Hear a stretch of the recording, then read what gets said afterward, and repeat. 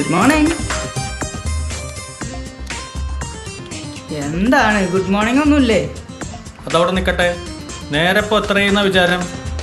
ഒരു മണിക്കൂറല്ലേ നേരം വൈകുള്ളൂ രാജേട്ടാ. എനിക്കൊന്നുമില്ല. സൈൻ ചെയ്യണമെങ്കിൽ മാനേജറുടെ അടുത്ത് പോകണം. ഷോ ബുക്ക് കൊണ്ടുപോയോ? മുന്നത്തെ മാനേജറാന്ന് വിചാരിച്ചോ? എൻ്റെ ഹാഫ് ഡേ.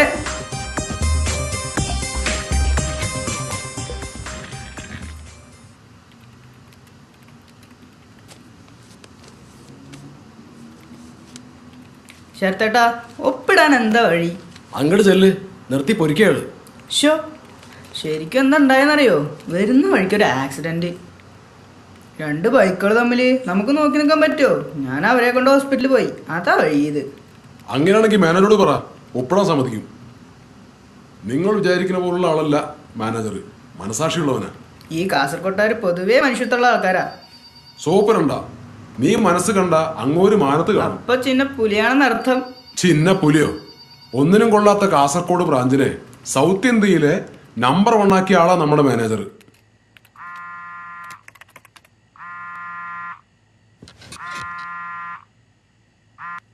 എന്തേ?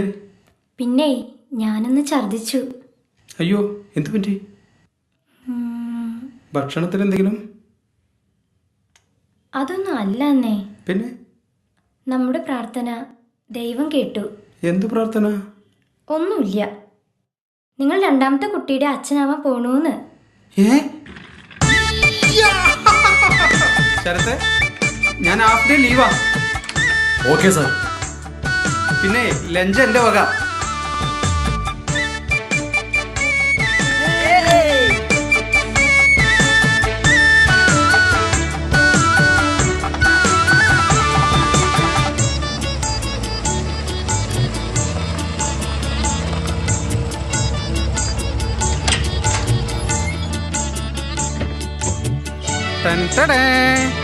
ഞാനിപ്പോ വിചാരിച്ചേ ഉള്ളൂ എവിടുന്നാ അതാണ് നീ മനസ്സ് കണ്ട ഞാൻ മാനത്ത് കാണുന്നു പറഞ്ഞു.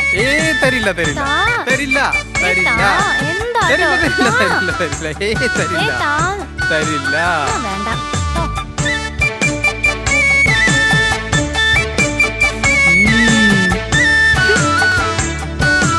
എന്നാ പിടിച്ചോ. തരില്ല തരില്ല തരില്ല. വെറുതെ എന്റെ ദേഹം ഇളക്കല്ലേ കേട്ടോ. അയ്യോ, ഞാൻ ഓർത്തില്ല.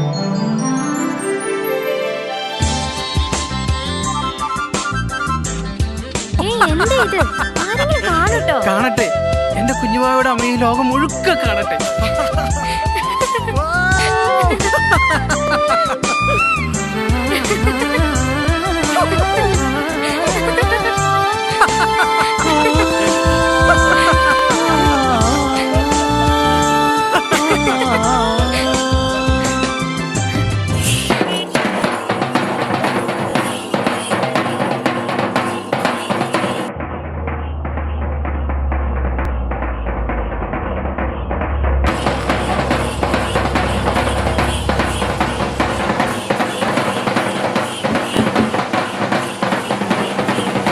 പിന്നെ ഏട്ടനൊരു 500 കട്ട കയറ്റി കൊടുത്താ.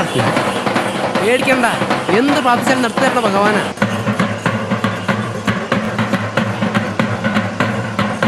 സൈഡാക്കാം.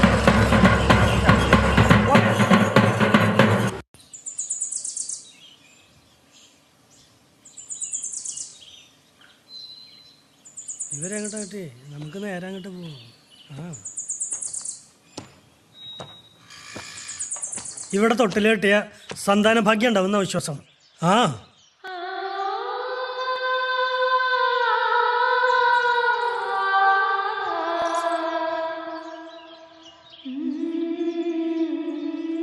അഞ്ജു,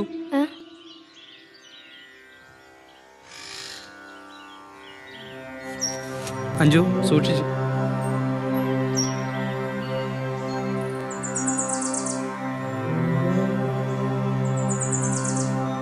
ഭഗവാനെ, ഇനിയും എൻ്റെ കണ്ണു നിറയ്ക്കരുതേ. പൂർണ്ണ ആരോഗ്യവും ഓജസ്സും തേജസ്സും ഉള്ള ഒരു മകനെ എനിക്ക് തരണേ. അടുത്ത വേലയ്ക്ക് 1000 തൊട്ടിൽ ഞാൻ കെട്ടാം. അഞ്ജു വാ.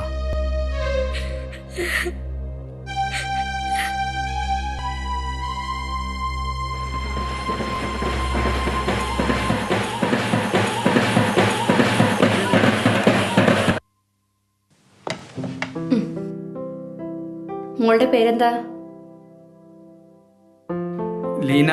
മോളെങ്ങനെ സംസാരിക്കില്ല. ഓക്കെ ഓക്കെ, കൈ നീട്ട്. Thank you. മിസ്റ്റർ ഗൗതം, ഞാൻ പറയുന്നത് ശ്രദ്ധയോടുകൂടി കേൾക്കണം. മൂത്ത കുട്ടിക്ക് ബുദ്ധിമാന്ദ്യം ഉള്ളതുകൊണ്ട് ജനിക്കാൻ പോകുന്ന കുട്ടിക്കും 50% പ്രതീക്ഷിക്കണം.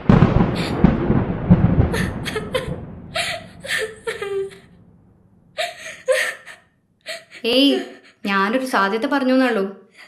കൂൾ ഡൗൺ അഞ്ജു, ഇതൊരു ഹോസ്പിറ്റലാണ്. നല്ല പോലെ ശ്രദ്ധിച്ചാൽ പൂർണ്ണ ആരോഗ്യമുള്ളൊരു കുട്ടിയെ കിട്ടാൻ സാധ്യതയുണ്ട്. ഞങ്ങൾ എന്താ ശ്രദ്ധിക്കേണ്ടേ? എന്ത് ചെയ്യാനും ഞങ്ങൾ ഒരുക്കാം. ആദ്യം ഭക്ഷണം നന്നാവണം. രാസവളം ഇടാത്ത, കീടനാശിനി അടിക്കാത്ത പച്ചക്കറിയും പഴങ്ങളും വേണം കഴിക്കാൻ.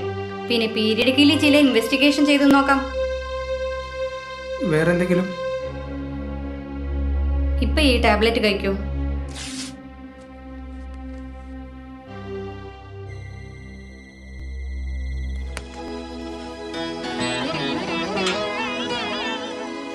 നിനക്ക് കറി വേണ്ടേ? വേണ്ട. അയ്യോ, അത് പറ്റില്ല. എല്ലാം കഴിക്കണം, എന്നാലേ കുട്ടിക്ക് ആരോഗ്യം ഉണ്ടാവൂ. പച്ചക്കറി കാണുന്നതേ പേടിയാ എനിക്ക്. ഇനി ഒരു കുഞ്ഞും കൂടി. ഏയ്, ഇനി അങ്ങനെ സംഭവിക്കില്ല. പൂർണ്ണ ആരോഗ്യമുള്ളൊരു കുഞ്ഞിനെ കിട്ടാൻ ഈ ലോകത്ത് എവിടെ ട്രീറ്റ്മെന്റ് ഉണ്ടെങ്കിലും നമ്മൾ പോകും. എന്തൊക്കെ വിറ്റുപറിക്കിട്ടാണെങ്കിലും. ഷുവർ.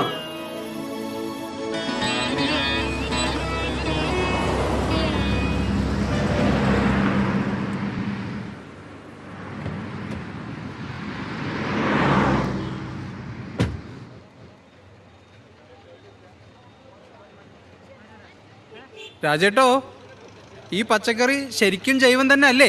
ജൈവം എന്ന് പറഞ്ഞിട്ടാ കൊണ്ടുതരണത്. ഇനി നമ്മളറിയാതെ കീടനാശിനി അടിക്കണ്ടോന്ന് അറിയില്ല. അയ്യോ, തനി ജൈവാണ് വേണ്ടെങ്കിൽ നമ്മുടെ യു പി സ്കൂളിൽ ഒരു പച്ചക്കറി തോട്ടമുണ്ട്. തനി ജൈവ. അവിടുത്തെ നാരായണ മാഷ കണ്ട എന്തൊക്കെ വേണോ അതൊക്കെ കിട്ടും.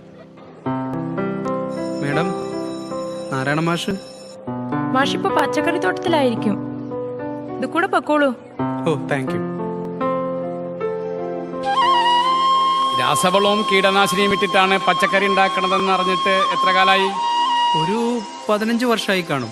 ആ കാലം മുതലേ ഒഴിവ് കിട്ടുന്ന നേരത്തെ ഓരോ മുരട് പച്ചക്കറി വെച്ചിരുന്നെങ്കിലോ? തന്റെ മകൾക്ക് ഈ ഗതി വരുമോ? മനസ്സിലാക്കുന്നു. അത് മനസ്സിലാക്കാത്തതാണ് ഓരോരുത്തരുടെയും പ്രശ്നം.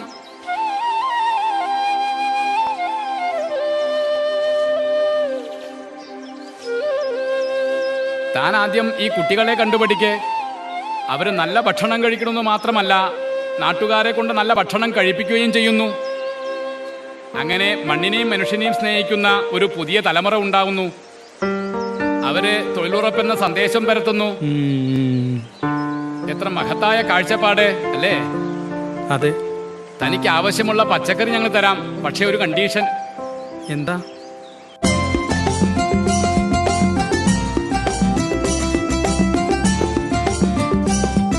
ഇത് നീ വെക്ക്. വരും തലമുറയ്ക്കൊരു പാഠമാവട്ടെ.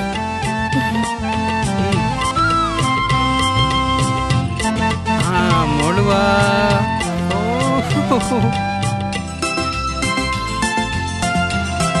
നോക്ക് മോളു.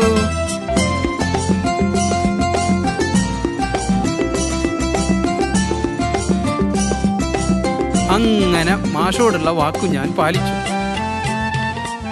എന്താ രാവിലെ തന്നെ പരിപാടി? ഈ ഓട്ടം മാത്രം പോരാ, ഒരു മുരട് പച്ചക്കറിയും കൂടെ വെച്ചോ, അല്ലെങ്കിലേ കാര്യം അപകടത്തിലേക്കാ പോക്ക്.